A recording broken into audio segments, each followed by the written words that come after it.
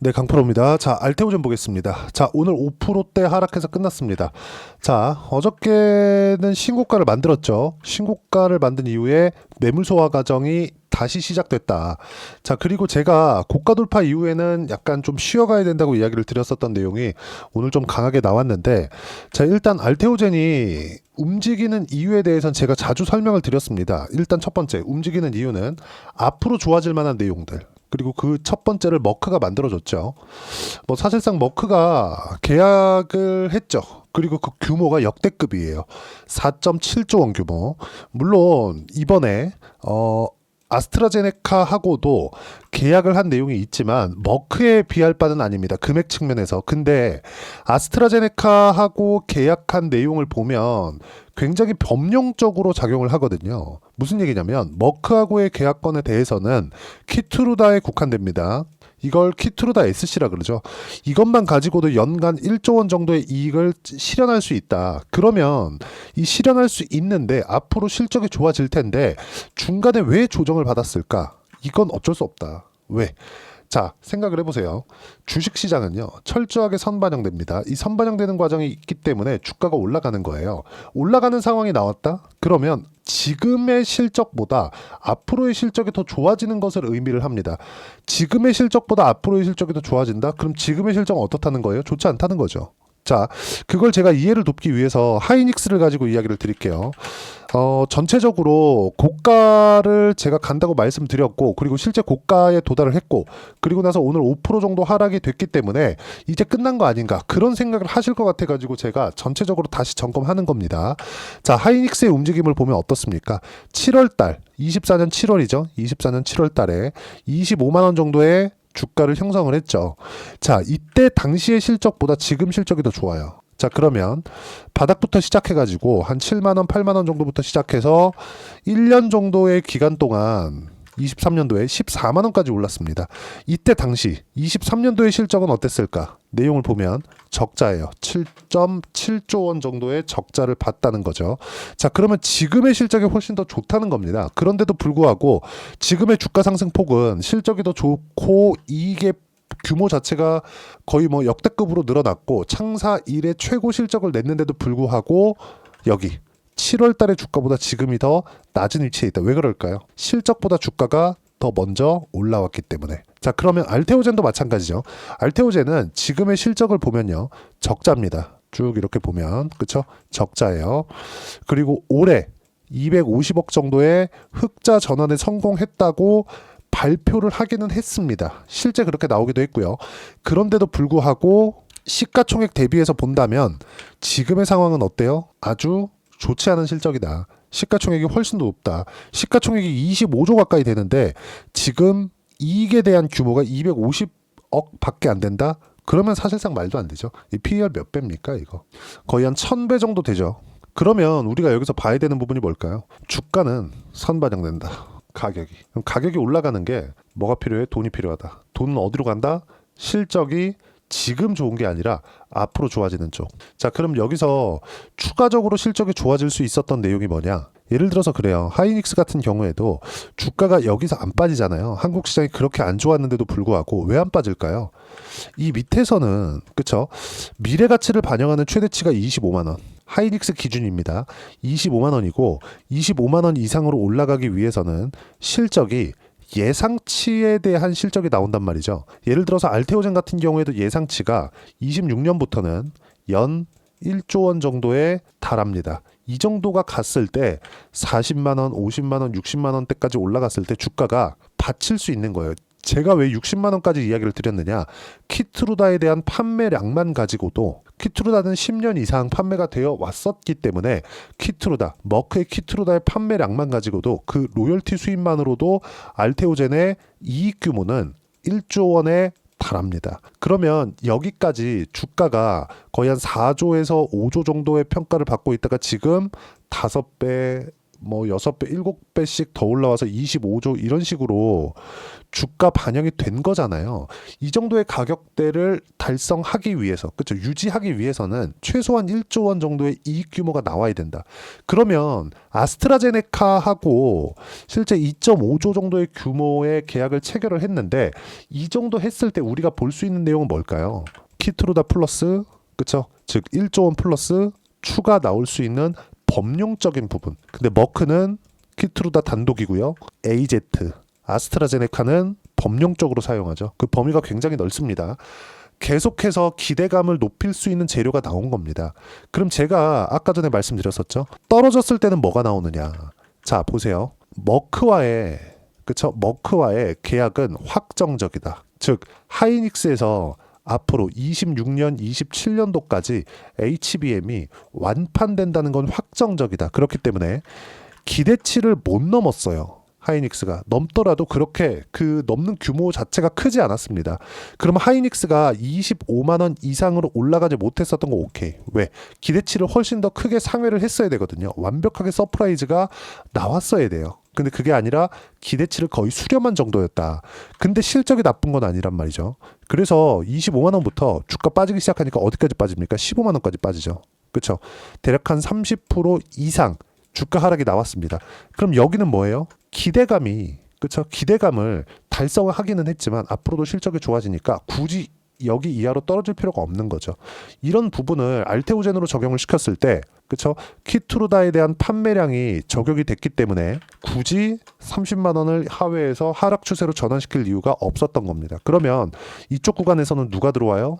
락바텀 물량. 그게 형인우 대표나 이런 사람들의 물량이 되는 겁니다. 뭐 메이저, 기관, 외국인, 헤지펀드 이쪽에 대한 물량들이 이쪽에 들어오게 되는 거고 이쪽에 들어오면서 한 번씩 시세를 내주는 곳. 이게 개인들의 매물이 아니에요.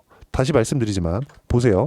이쪽에서 들어오는 물량은 단순히 저가 매집 물량이고 올라갈 때는 무조건 신고가를 만들면서 이 밑에 보시면 거래 터지죠? 거래 터집니다. 또 거래 터지죠? 또 거래 터져요. 이게 의미하는 바가 있단 말이죠. 무슨 얘기냐?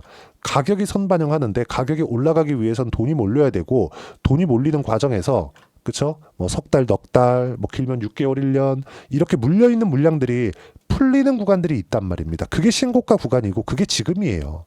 무슨 얘기냐면 아스트라제네카와의 계약건이 추가적으로 나왔고 그게 머크의 계약건과 문제가 없고 무엇보다도 아스트라제네카의 계약건이 추가적으로 2조 원 이상의 계약이 체결이 됐다는 건 무슨 의미가 돼요? 할로자인과의 소송권도 더 이상 존재하지 않는다. 이런 기사들이 어저께도 계속해서 나온 부분이 있죠. 자 보세요. 요 내용인데 2조 원 기술 수출 잭팟 알테오젠 특허 분쟁 우려도 신나. 이게 뭐예요? 할로자임 엠다제와의 특허 분쟁 관련 된 내용입니다. 자, 내용 계속 볼게요. 알테오젠이 아스트라제네카와 최대 2조 원 규모의 기술 이전 계약을 체결했다. 이번 계약으로 지난해부터 제기된 특허 분쟁 우려를 씻을 수 있을지 관심이 보인다. 이거 그냥 끝났다는 소리입니다. 그렇죠?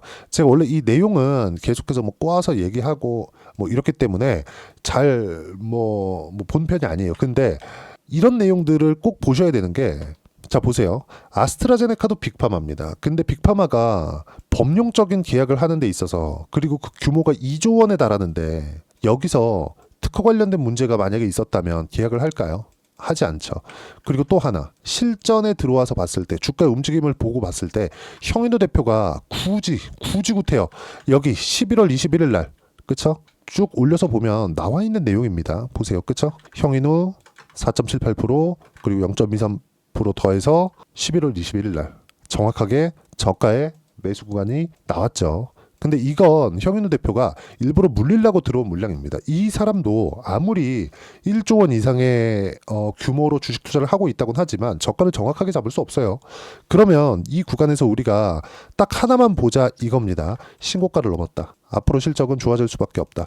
거기에 믿고 가면 된다. 그때 그 실적이 키트루다만으로도 60만 원은 무조건 돌파 가능하고요. 그리고 여기서 AZ 플러스 다이치 상교와의 ADC 쪽으로 확대되는 부분들 그리고 ADC 쪽으로 확대되는 게 4세대 항암제 그리고 키트루다가 3세대 항암제 그리고 무엇보다 그쵸?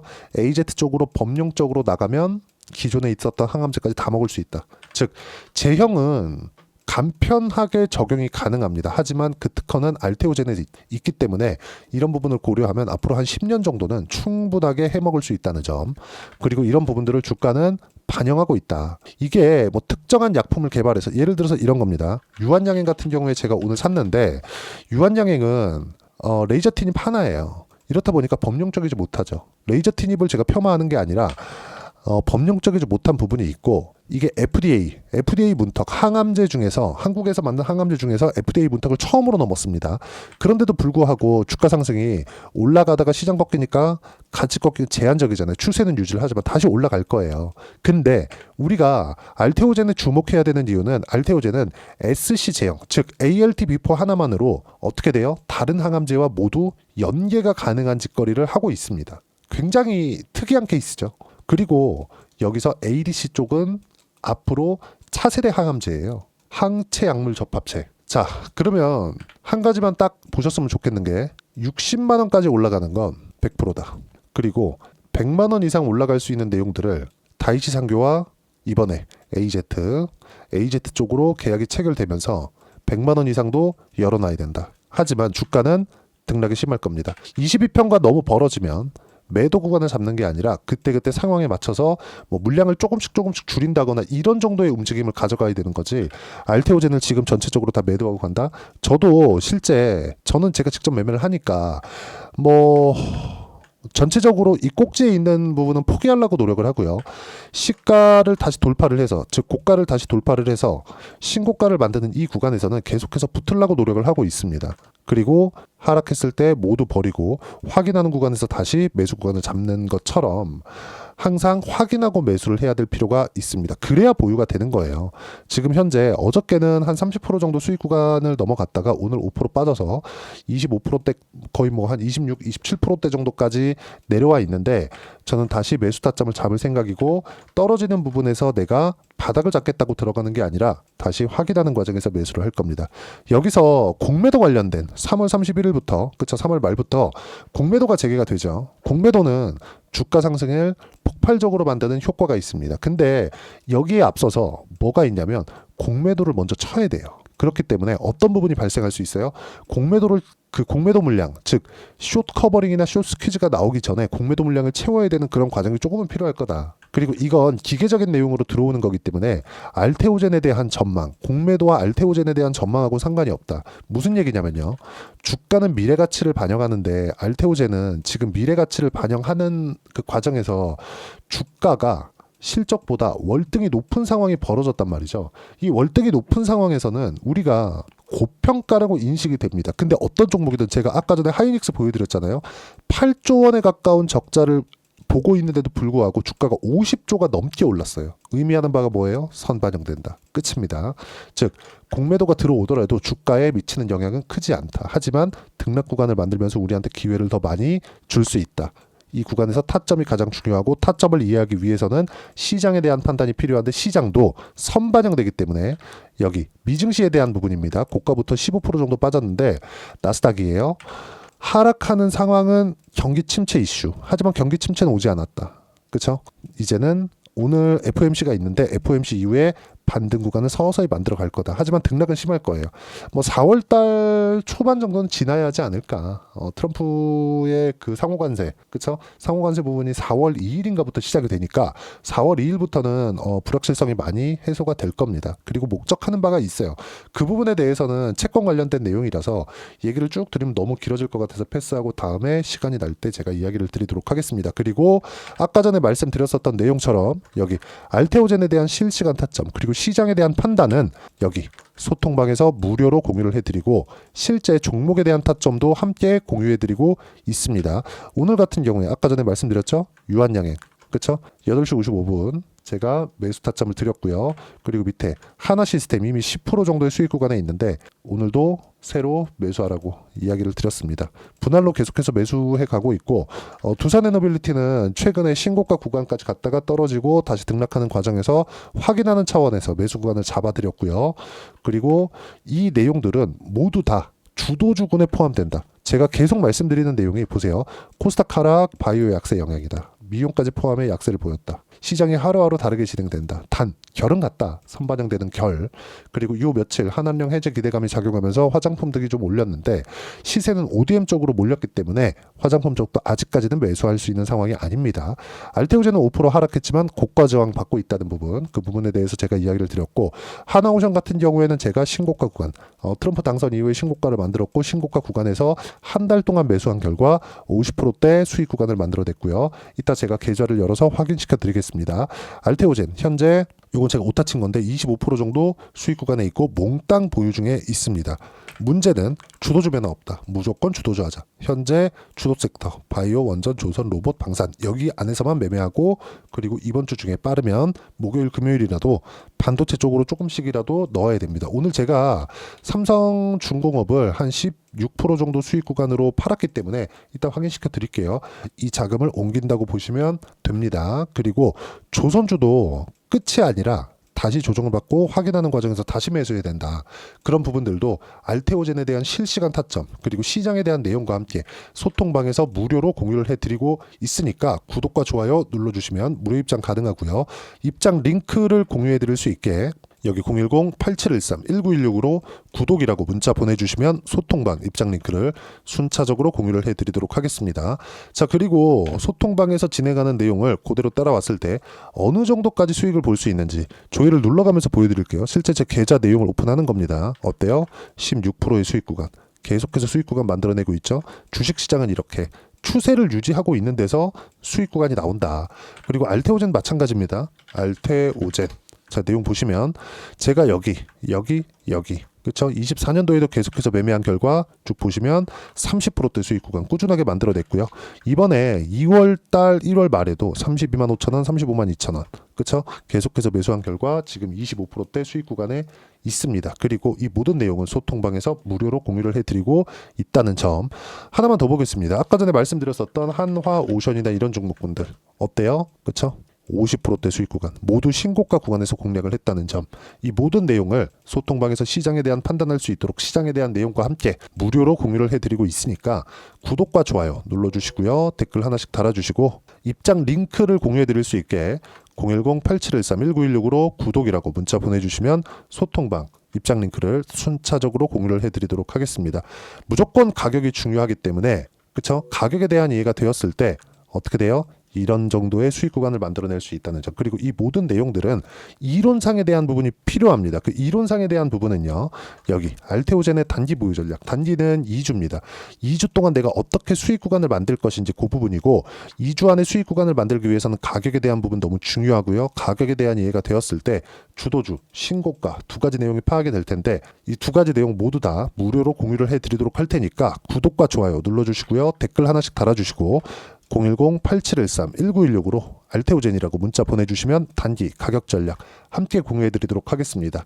자, 미증시도 조정을 많이 받았고 트럼프 취임 이후에 관세를 부과한다는 내용으로 인해서 많이 조금 혼란스러운 건 사실입니다. 근데 우리가 딱 한 가지만 이해를 해야 될 필요가 있는 건 주식은 언제 사는지가 중요하다. 그리고 확인하고 사는 게 중요하다. 이 두 가지입니다. 자, 가격대를 확인하는 것만이 우리가 꾸준하게 수익 구간을 만들어낼 수 있는 부분이에요. 예를 들어서 하나오션 여기 보면 조회를 눌러놓고 제가 계속 보여드리고 있죠. 어떻습니까? 그쵸? 수익 구간이 50%씩 이렇게 나오잖아요. 근데 여기가 바닥이야. 틀리면 내려가면 그냥 손절하나요? 그거 아니죠. 그쵸? 그러면 다음에 이거보다 더 빠지면 이거보다 더 빠지면 이거보다 더 빠지면 시세가 몰리면 이렇게 쭉 연결이 되는데 떨어질 때도 마찬가지라는 겁니다. 에코프로 같은 종목군들 봐요. 떨어질 때 보면 하염없이 떨어지죠. 2차전지 같은 거. 이런 상황이 벌어진다는 거죠. 즉 추세가 형성이 되기 때문에 그렇습니다. 그러면 이렇게 우리가 가격을 보면서 시장과 연결을 시켜서 이 가격을 보고 매매하는 걸 어떻게 해야 되느냐. 즉 알테오젠과 함께 앞으로 주도주는 어떤 종목이 되겠느냐. 그 종목군들을 제가 하나오션처럼 이렇게 50%대 수익을 볼 수 있는 4월까지 해서 어떤 종목을 해야 되는지 제가 딱 한 종목만 준비를 해놨으니까 영상 끝까지 시청하시고요. 모든 분들이 성공 투자하셨으면 참 좋겠습니다.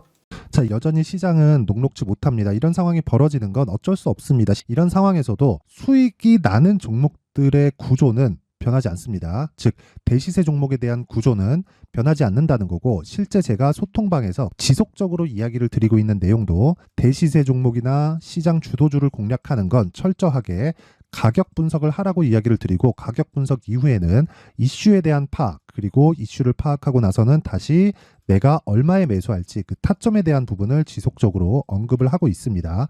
자, 근데 생각해 보세요. 시장이 굉장히 어려웠습니다. 어려운 상황에서의 어떤 종목들이 강했냐 보면 반도체와 그리고 바이오입니다. 자, 실제 여기 보면요.